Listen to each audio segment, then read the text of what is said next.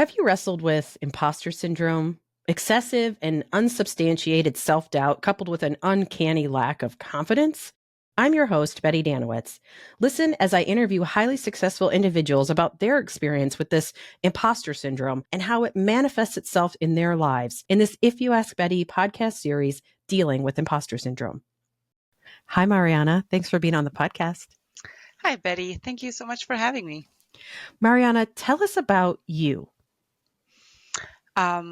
Okay, so I am first and foremost an Argentine translator. I was born and raised in Argentina, and I studied English into Spanish translation at my hometown university. I am a traveler. I have been moving around quite a lot. So I had a couple of years in Brazil before moving to the US. I've been in Southern Oregon for the last 4 years. And I love languages. I love learning new things. I especially like whenever I travel, I like immersing myself into other cultures as much as possible, like doing kind of like the locals route instead of the tourist route. So yeah, I guess that's all I can say about myself. All right.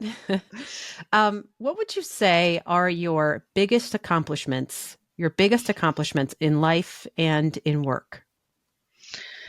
That's a hard question for me because I feel like I don't have a successful career in the traditional sense. I do feel like I achieved a lot of success in terms of the relationships I built and the things I could accomplish through those relationships.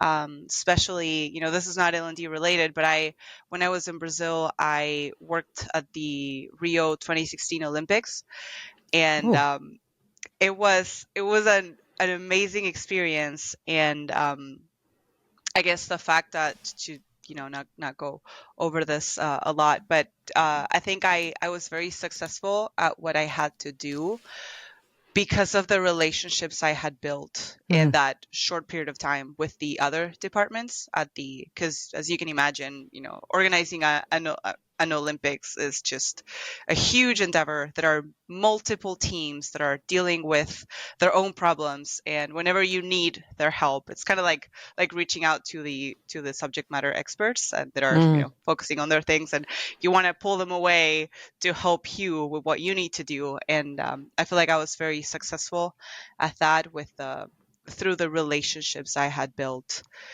And the same thing at my job. I feel like my job, I've been in business development for the last 6 years, and my job is basically building relationships. And I feel like at the different scenarios where I was most successful, I think it was because of my ability to connect, both the team on the client side and the team internally, and kind of helping build those connections through me, but also not being an obstacle, to help everything flow and help people work together at their best. Sure.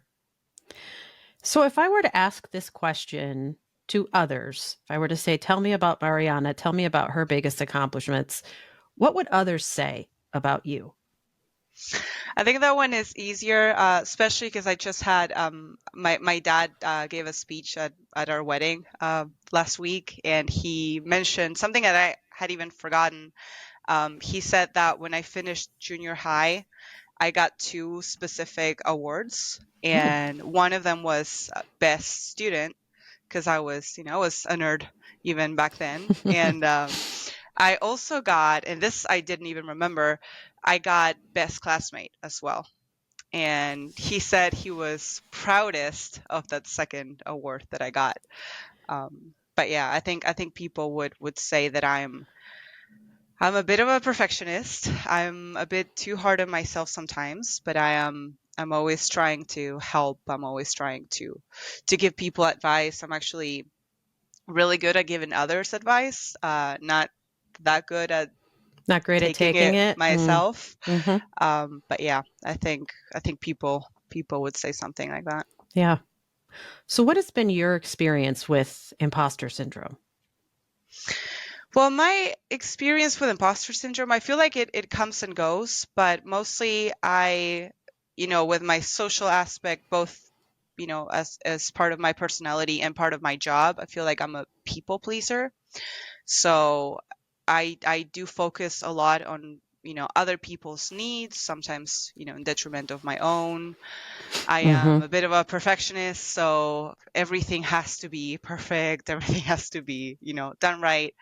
And I'm also a bit of a soloist. I really struggle. I think this is like the other side of being a people pleaser. I struggle to ask for help. I'm really quick to offer help, but I really struggle to ask for help. And I especially struggle with, there are some people in my life that are great at offering help, and they're never making a big deal about it. And there are other people that are very quick to offer help, but then they're very quick to, make a huge deal about the fact that they did, even if it's like a minor thing, and Mm, it's, they really blow it up and they say, wow, I really helped you with this thing. And sure. it's kind of like that feeling of, you owe me something because I helped you. So I feel like that makes it worse.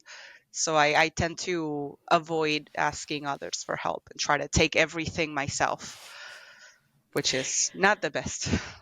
Can you tell us about like a recent experience where you felt this imposter syndrome? Whew.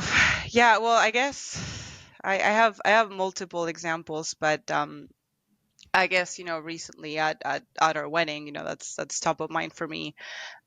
We were both, myself and my husband, we were so focused on other people, enjoying and having a great time and not having any problems, that we barely slept, we barely, enjoyed ourselves. Of course, we had a great time anyway, but I do remember multiple friends and family saying, go have fun, go have a drink, go to the pool, go do this. And we're always like, no, no, no, I need to go see if this person got their conditioner, Sure. or that other person got toothpaste. And I know, if I think about it logically, I didn't need to be involved in all those things. It wasn't necessary. People can go get their toothpaste, but Why it's, why do you think that you were compelled to to be involved? Like almost compulsively have to be involved. yeah, I feel like I have this feeling sometimes that if I'm not the one doing the things, that the things don't get done, or they don't get done the way, as a perfectionist, the way I expect them to be done. Sure. So, and again, with this difficulty of asking for help, I feel like it's much easier for me to just go do the thing Sure. than delegating or asking someone, hey, can you please help? Can you Sure. take this person to the store, whatever. So let me dig just a little bit deeper. Why do you think that you feel like you can't ask for help? I know you've said it's easier for me to do it, but like what's underneath that? Like what happens if it doesn't get done? Yeah, I mean, if you think about it logically, nothing happens, right? I think it's more of a consequence of that people pleasing aspect of not letting people down. Okay. If I don't do this, they're gonna get mad at me, or they're gonna think less of me, or I'm Okay. not helping them. It's kind of, And I feel like if they think less of you, what do you think of you? yeah, I think that's part of it. I think I take a lot of pride in a lot of meaning Mhm. in helping others. Yeah. I do feel that and it is really funny. I see it when somebody is having a hard day or somebody's sick. I can be really mad at someone. I can be, having the worst of times, but as soon as somebody needs my help, it's like I get, a quick shot of energy, and I'm like, okay, now I'm helping this person. And Yes. my problems, my issues don't matter And because they're, if you're meeting their needs, then what does that make you? well, I think it makes me feel like I have value. I Yeah. am I am providing value to Hmm. others. Yeah. by helping them. Thank you for letting me dig a little deeper, because I know what you mean, but I just want to make sure those that are listening are like, wait a minute, she's not really talking about imposter syndrome. Well, she is, but you're talking about how it really truly manifests itself in that Mm-hmm. and don't take this any way other than the desperate need to help others, so that you yourself feel valued and worthy. And desperate sounds terrible, but it's like, it's not the type of desperation that's negative. It's sort of like the desperation that's like dedicated. Yeah. Yeah. Yeah. No, and I, now that you're talking about the manifestation, I feel like it gets so bad sometimes that I start getting either, Mm-hmm. physical implications, physical problems, or just that I, especially these last couple of months, because I was so stressed out about, the wedding, and I had just Sure. changed jobs right before. And this might be a bit too personal, but I started having like rage episodes. Tell me And, more. but this is just, and not, I wasn't violent with anybody. But, and it only happened when I was, with people I truly trust. And it Uh-huh. was never, directed at them. It was just me trying to express myself because I felt that I was so bottled up Mm-hmm. by not trying to make others uncomfortable, or by trying to do what other people wanted me to do, even though it wasn't what I wanted to do. And it got to such a bad point that I had a couple of rage episodes with my poor husband. And he's a really good listener, so he helped, walk me down that cliff. But Yeah. it to me, that was, like a good way of saying I need to do something about this, because I can't Yeah. just blow up because I'm not able to say no. I'm not able to set boundaries. I'm not Yeah. able to prioritize myself when I need to, Yeah. And because of and this need of, pleasing everybody all the time and doing what mm-hmm. people expect of me, and not letting anybody down. Mm-hmm. Yeah. So, and when you're thinking about the way that imposter syndrome manifests itself, it looks like to you, it sounds like you're turning in, like you kind of turn inward and you just buckle down and do it until you can't anymore and you blow up. Yeah. And you're not blowing up anybody's car. You're not whacking anybody over the head. It's nothing, it's not, what is that show on the Netflix? It's not a Black Mirror episode. That's not what's No, no, no, happening. no, no, no. But it's suddenly just being so irritable that, the person that you love says something and you're just like, blah, blah, blah. Yeah, it's like a minor mental breakdown, and then I'm like, And then okay, there might be crying. There's crying, and he's like, "What's wrong?" And you're like, "I don't know what's wrong." Is this what you experience? well, I think I Kind do of. know what's Oh. wrong. I think I do, but it's hard to take action, and especially when, you hear the, well, don't get mad, or, well, it's fine. Some people are oblivious, some people don't see.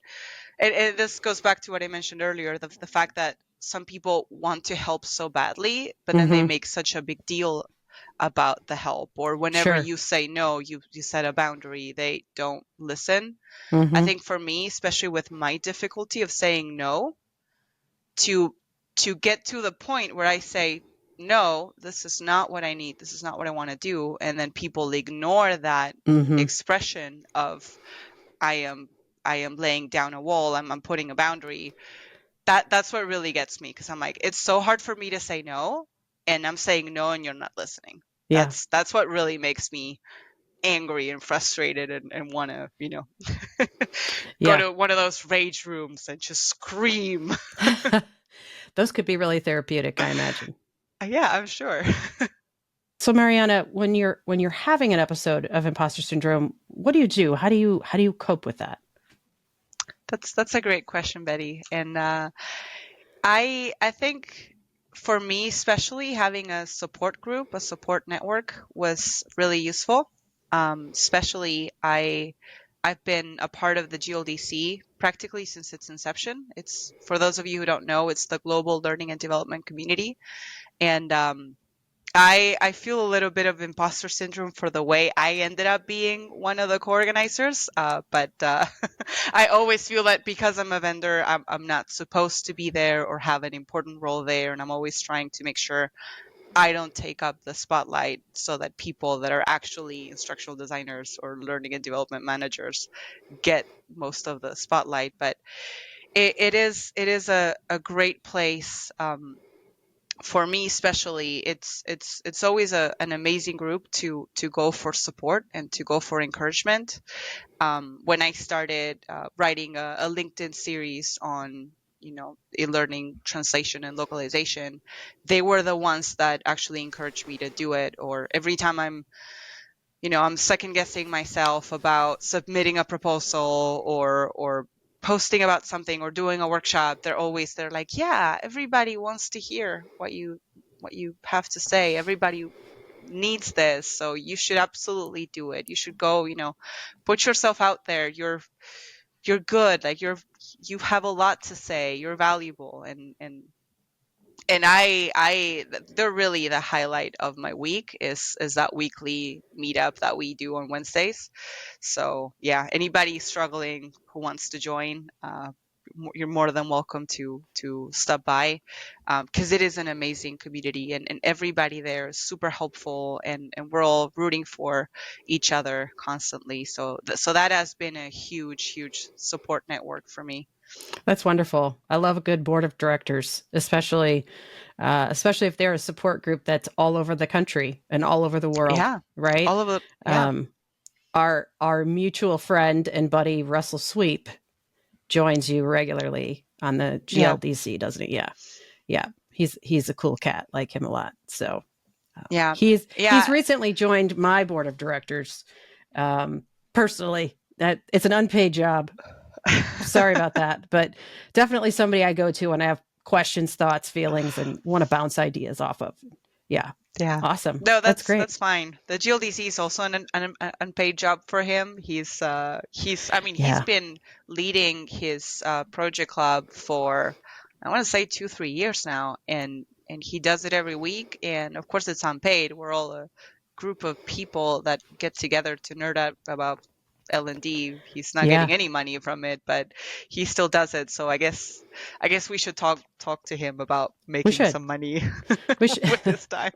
We should. Russell, can you figure out how to monetize this? No, just kidding. Um, well, great. I'm so glad to hear that, and a support group, a support.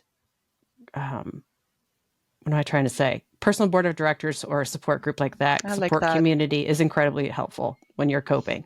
Yeah, for sure. Yeah.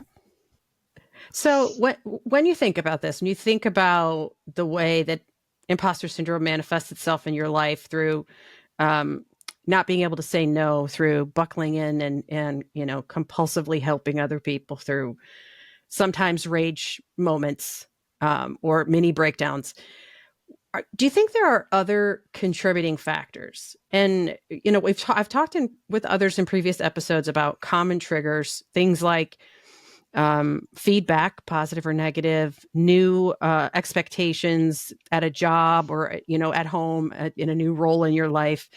Even just being isolated from others can trigger imposter syndrome. But do you think that there's anything about you specifically that makes this imposter syndrome phenomenon happen? Yeah, I do think if we're talking about external factors, I feel like there are two big things, especially if we take it to the work level. I think one is well, both in personal and work level. Being an immigrant in the U.S. is Mm, a big trigger, especially when I see people with some people you can see the change in their faces when you say like, oh, I'm from this other country, and then you get some people are nice and some people make the uncomfortable questions of like, oh, but your English is so good, and oh, but you don't look like hmm whatever, insert whatever, you know um, you know guy with the mustache and a sombrero is supposed to look like if you're from Latin America, You don't right? look like you sing in a mariachi band. Right. And it's, Oh, Mariana, you I'm know, sorry. On behalf of all of the white people that have said that to you, because I know that's who they were. So sorry about that. Ugh. not always, not always. Oh, okay. All right. There are That was an assumption. Okay. there are other communities that can also be quite, have different ideas as to what to expect, and that comes with two. It's kind of like a twofold thing. On the one side, you get a little bit of the guilt Mm, of, oof, I'm not good enough, or maybe I shouldn't be here. I didn't want it enough.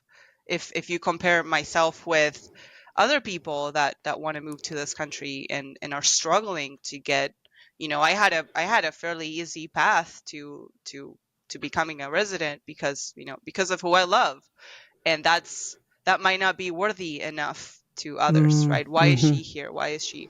And also, at the same time, I see how people treat me differently, not only in the US, but also, whenever I go to Argentina or I do training in Argentina or to other countries, there's a different expectation because I live in the US. mm, I have a certain wealth level, or I am, in some cases, I feel like they treat me like I'm better than other people that are in my same position, but they don't live in the US. And it also comes with the guilt of, oof, I'm not, they don't think I'm better because of who I am. They think I'm better just because of my situation. mm, And that's mm-hmm. unfair to others that just don't happen to live here, happen to live elsewhere. And also the kind of like the guilt and the responsibility of, I am representing a whole group of people so diverse and so, multicultural, as are, immigrants in the US, and they can be part of the Latino community or not, but Mm-hmm. it's kind of like this idea of whatever I do could reflect badly on others just because we're all, part of this group. And I'm kind of tired of labels, to be perfectly honest, but Yeah. I feel like, I as soon as I mention, I take Hispanic or Latino in a form, I start getting surveys from, the US government, or and Really? they're always, yeah, and it's always, your level of education. Can you read and write? Are you worried about, accessing food? And I'm like, I'm not. I know a lot of people are, but it feels like I need to kind of try to maybe change the stereotype a little bit. And I Yeah. know it's too big of a task for one person, but it's kind of like that, the weight of responsibility of like, wow, I'm representing a whole group of people that I don't even know, and that I might not have a lot in common other than the fact that we're immigrants or from Latin American countries, Yeah. right? That's So heavy. that's one. And Yeah. then, especially in the L&D world, I feel like being on the vendor side of things, I've always been on the vendor side Oh, because I oh, work in I'm translation. I know, so right? excited that you're saying this because that's a thing. I know, I saved Okay, it for last. you tell your story, and then I might have to sneak a little bit of mine in. Okay, go ahead. Absolutely. Yeah, I love that. But yeah, no, what I mean is, I've always been in translation, and I've been in L&D, localization, specifically from the LSP side, which is language service provider, so companies that provide the service of translation. And even before then, I was a freelance translator, so I was Mm, also working in L&D, but from, not from a freelance, perspective. And I feel like, especially with conferences, there's kind of like a stigma of, you you can submit a proposal, but and not even for all conferences. For some conferences, they just downright say no vendors allowed. mm-hmm. Mm-hmm. So if I submit a proposal, I need to make sure that I don't say anything related to what I do, because otherwise it doesn't get approved. Or I don't know. And maybe it's just that my proposals are not good enough, but I do get that feeling that because I'm coming from the vendor side, my voice doesn't matter. Or the only option I have to Oh, be I presenting felt at a it. I felt it conference. right here. I felt it like deep in my chest. when you said my voice doesn't matter. David Kelly, are you listening? Okay, keep going. Or, the other option is you can pay, right? Your Mm-hmm. company can pay, and then you make a sponsored chat, which is something that I'm particularly not interested in, because then it is a sales pitch. Right. And I feel like I have a lot more to contribute than just a sales pitch, right? I don't want to go do a sales pitch at a conference. I want to share what I know and what I love. And it's not something I see at conferences. And they keep telling me, well, we had some, presentations about translation in the past, and they weren't popular, so we dropped them. And I'm like, okay, I'll try a different topic this time and see what happens. And I'll try, and maybe it's just me. Maybe it's just that I don't have enough experience. I'm too young. My That's your proposals are imposter not good syndrome enough. talking right there. All those things. I'm too young. I don't have enough experience. What did you say? Something like, what It did you could just be say? a factor. It could be a factor, right? That maybe I'm not good at writing proposals. I'm not good at communicating my idea, right? But I do feel, especially because of some conferences make it explicit that, oh, if you're a vendor, you need to either bring a client, which is really hard because in translation we have, NDAs, we have confidentiality Oh, yeah. agreements. We can't talk about what we're doing with our clients. So I can't, put somebody in the position to say, I just can't share that, right? I can't talk about it at a conference level publicly. So it's either do that or pay to speak. And then it has to be a sales pitch, because then I'm making my company pay. Right. But that's not what you want to do. You want to talk about the things you're passionate about. Exactly. I feel it. I submit under If You Ask Betty. I have my own LLC. And the reason I created it was because I heard this, that if you're a vendor, they're probably going to say no. And I've been on planning committees and I understand the why, right? So as a speaker, I had to find my way around it. Now, initially, when I first started speaking, I worked for Ally Financial. They would not be considered a vendor in learning development. But now I work for Blanchard, who is 100% considered a vendor. Yeah. But the things I talk about, it's not that they don't have anything to do with Blanchard, but they're not Blanchard centric, right? I mean, sure, the experiences that I have at Blanchard influence the things that I have to talk about. But when I'm talking about podcasting, I'm talking about the If You Ask Betty podcast. Yeah. So I put in through that. So it's almost like, it's not necessarily not like a loophole, but it's like you have to structure so that you're not showing up as if you are a vendor. And I love that you brought that up, because I could see how you're putting your heart and soul into there's a dog behind me, by the way. That wasn't like my headphones just becoming something else. But like, I could see how you put your heart and soul into wanting to talk about a topic. And the moment you put on there that you work at the Language Network, your heart sinks, because you're like, they're probably not even going to finish reading this.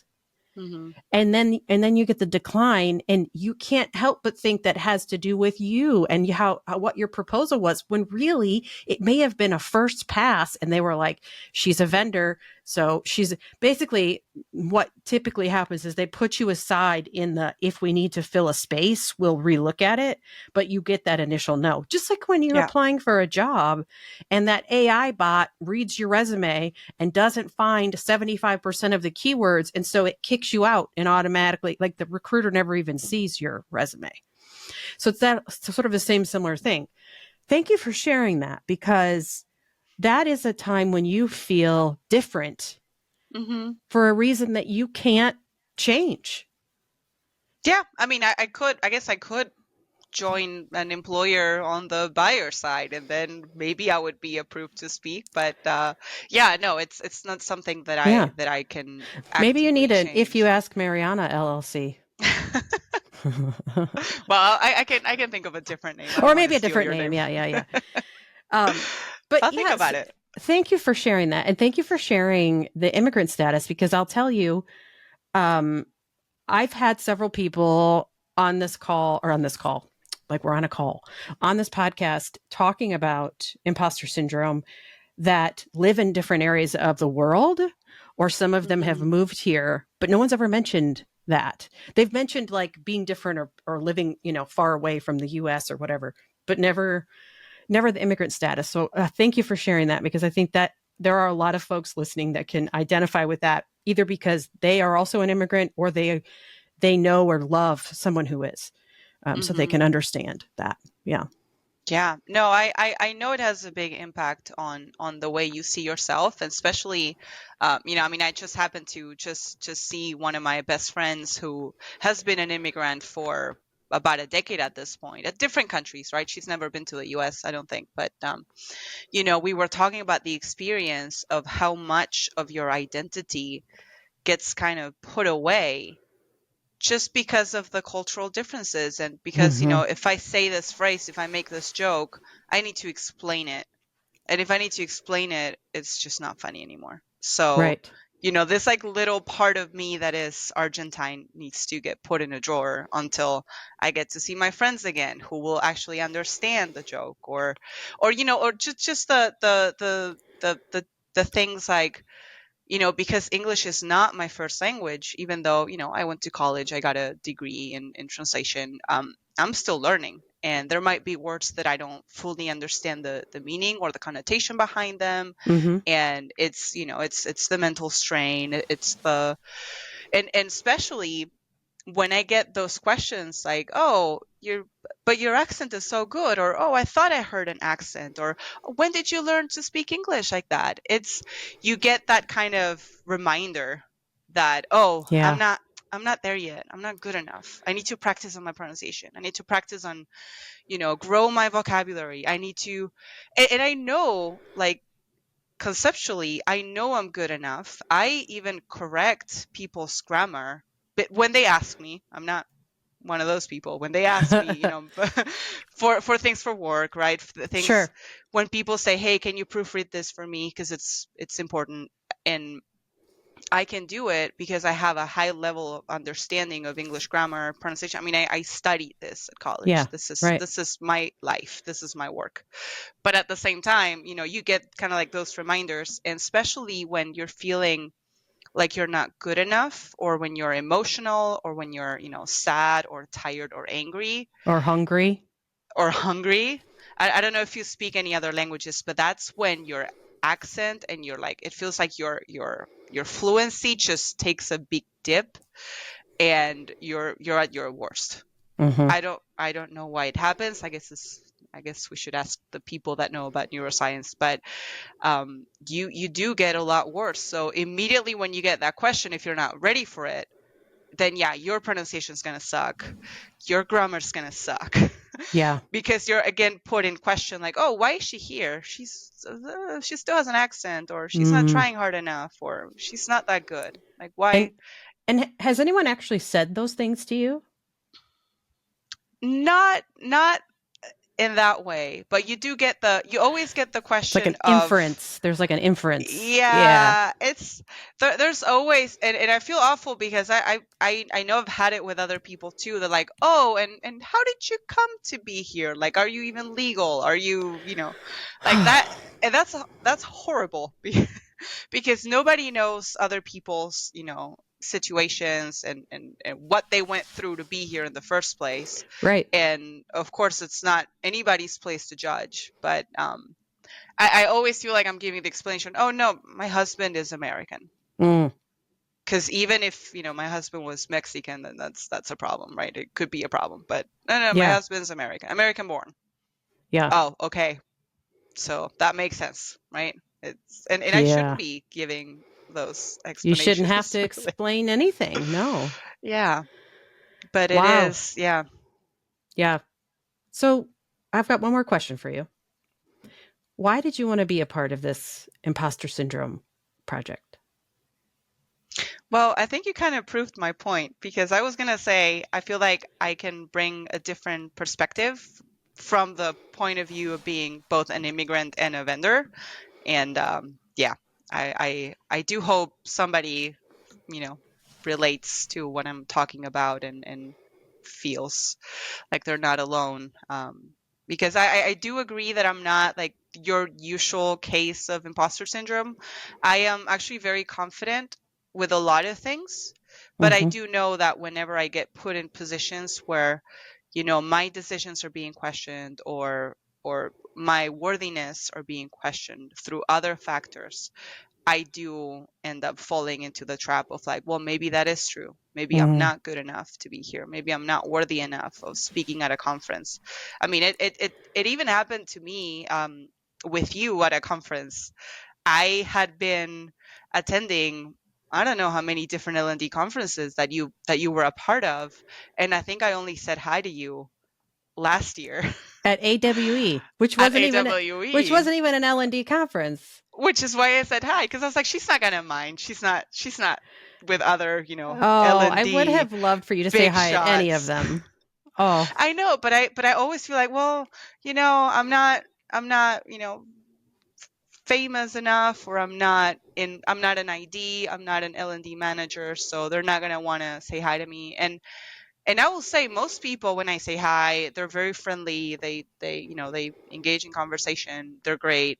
Other people's not so much, but it's yeah, there are a few sour grapes out there. conferences. I'll tell you that. But most of us are really nice and would love for you to say hi. And I'm so glad that you did at AWE. You are about the only person I met there that Oh wow, was from learning, I think. Pretty sure.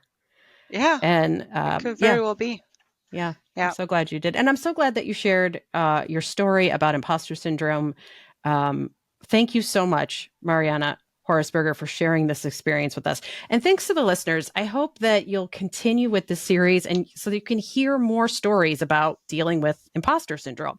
So many amazing people deal with this every single day, and sharing their story helps them and you to feel less alone. Be sure to follow If You Ask Betty on LinkedIn and YouTube for more episodes and resources on imposter syndrome. And tell your friends about it. Hit that share button so that they also know that they are not alone. Peace out.